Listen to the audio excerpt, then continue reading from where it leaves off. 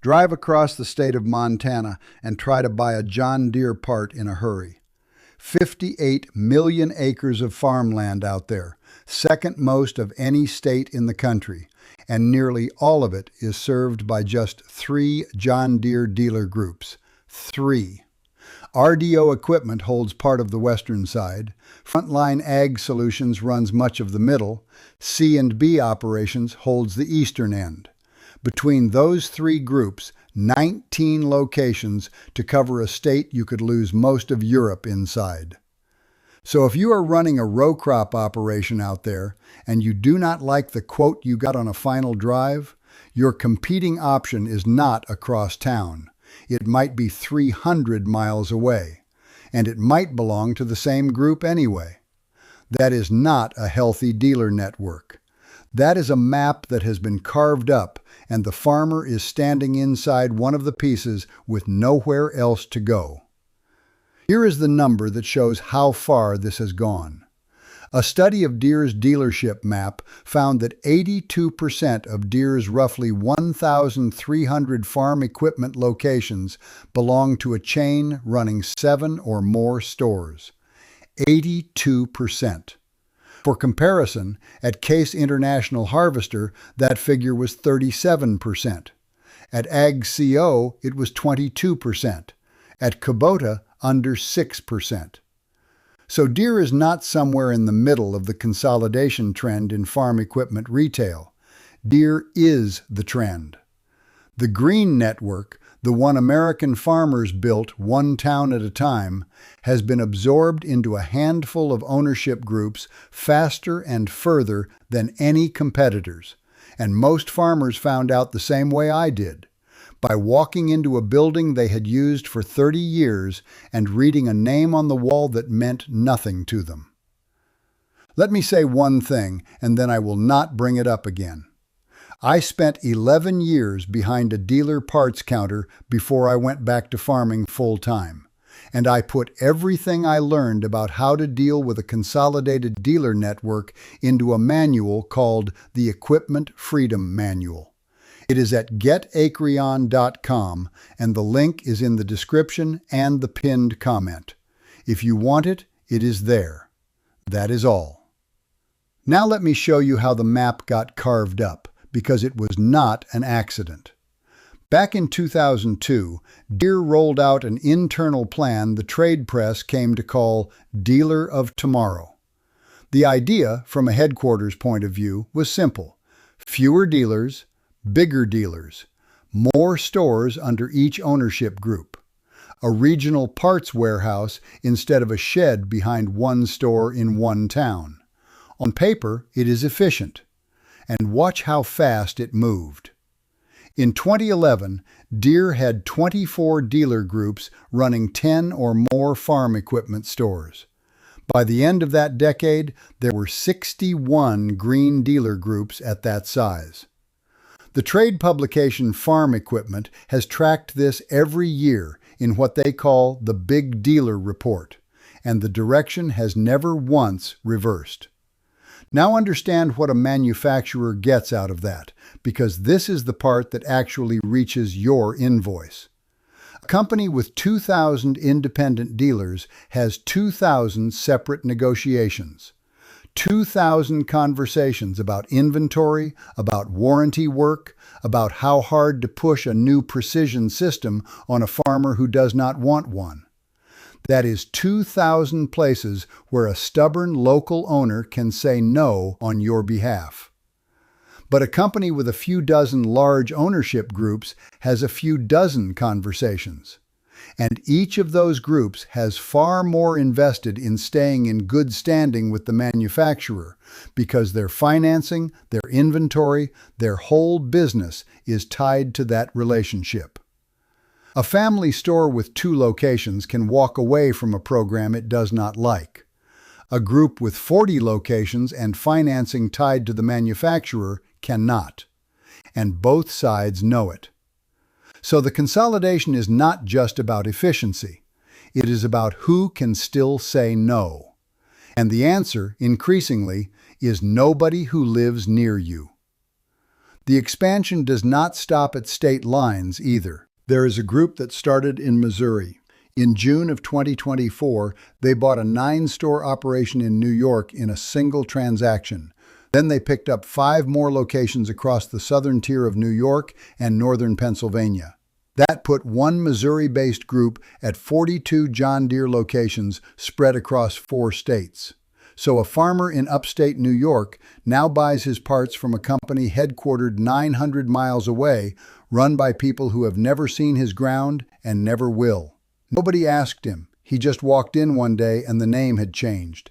And understand that this is not a farmer choosing a bigger, better store. It is the store choosing to become part of something bigger, whether the farmer likes it or not.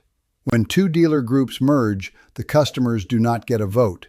The sign changes, the phone number might stay the same for a while, and slowly the things that made the local store local start to disappear. The parts man who knew your machines takes a job somewhere else. The service manager who used to make the call on a loaner now has to check a policy. The labor rate that used to be set by a man who lived in your county now comes down from a regional office. None of it happens on the day the sign changes. It happens over the following 2 or 3 years, quietly, one authority at a time, until one day you realize the store you are standing in has nothing left in common with the one your father used. There is a reason the manufacturer likes this, and it is worth saying plainly because it is the engine underneath the whole thing. A dealer group that owns 40 locations across 4 states is not going to pick a fight with the company whose product fills all 40 of those buildings. It cannot. Its financing, its inventory, its entire existence is tied to that relationship. So when the manufacturer wants to push a new precision system or change a warranty policy or set the terms on parts, there is no longer a room full of stubborn local owners pushing back on the farmer's behalf. There is a handful of large operators who have every reason to go along. The consolidation did not just change who owns your store. It changed who is left to say no to Moline, and the answer keeps getting smaller.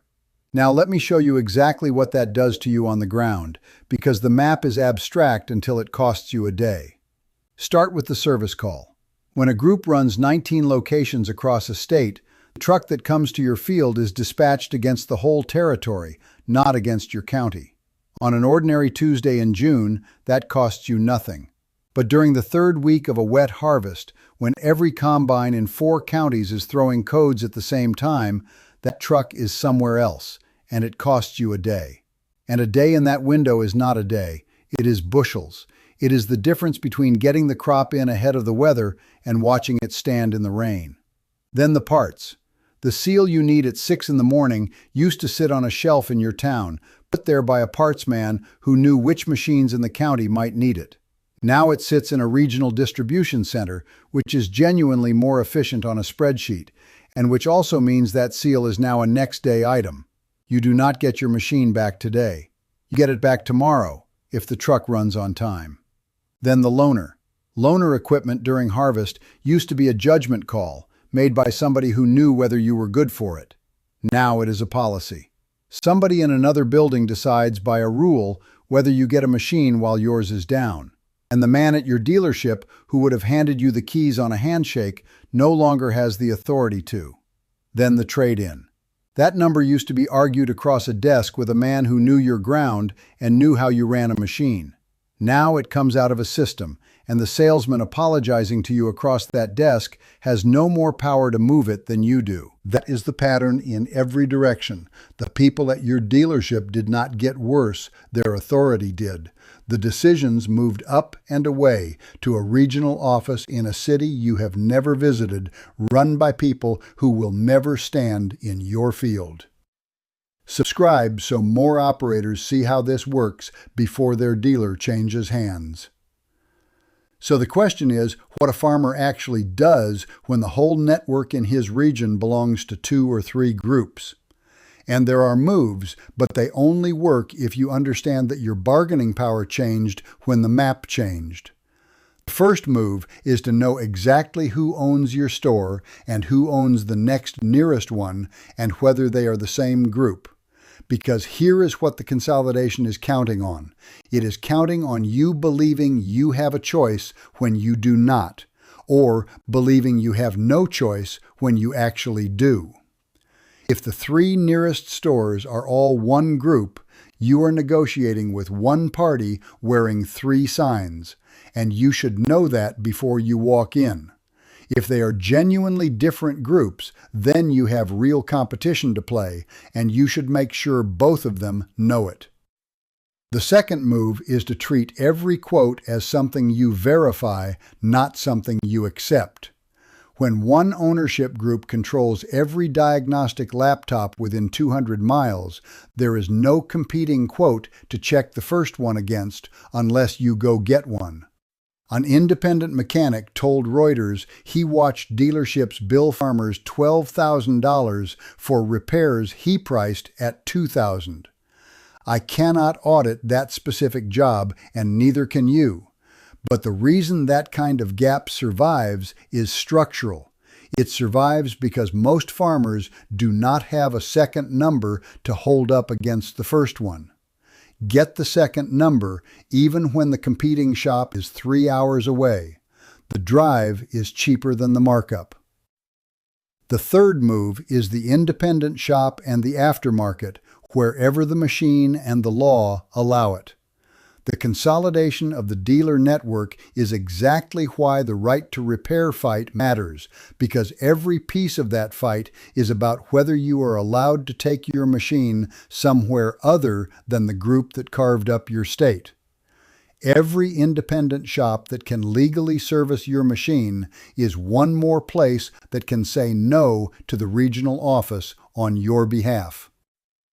Now the honest part, because there is a number in here that cuts against my own headline, and you deserve to hear it from me.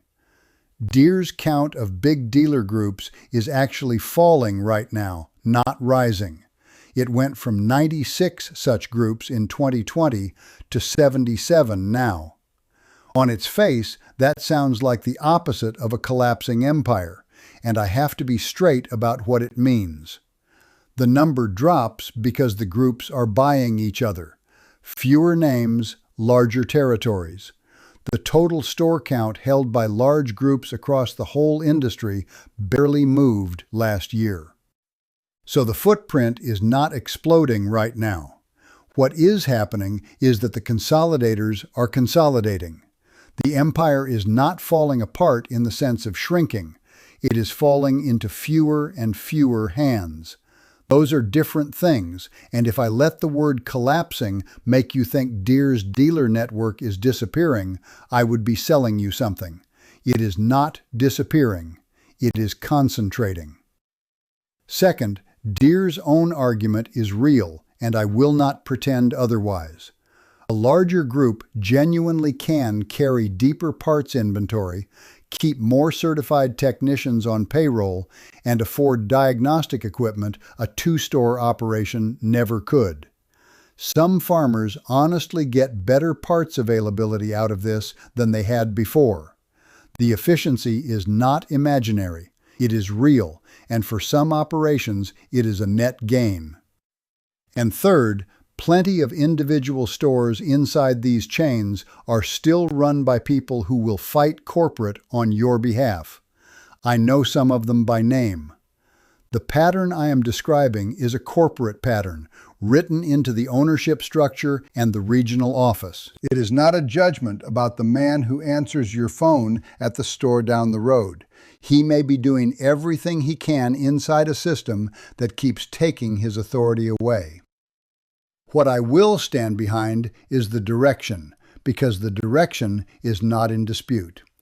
The green dealership network that American farmers built, one town and one family at a time, is now held by a shrinking number of ownership groups that mostly do not live where you farm. You did not vote on that. You were not consulted.